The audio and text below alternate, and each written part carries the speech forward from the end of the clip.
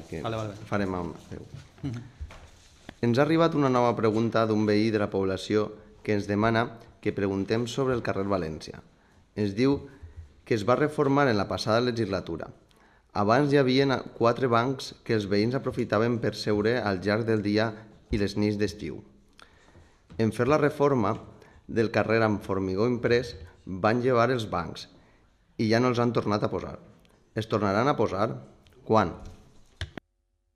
Bé, desconec, no era regidora la passada legislatura, desconec el per què no estan, però jo demà mateix parlaré en el Departament d'Urbanisme i veuré per què no estan. Si ens dona el vistiplau per a posar-los, sense cap problema, estaran posats. Gràcies. Al carrer València, ja que estem en allò, al carrer València n'hi ha qüestions, o sigui, en tot el respecte als bancs, no? Encara que n'hi hagi tot el que és la vorera del riu, la gent es pot sentar, però bé, independentment la gent vol bancs, igual són més còmodes.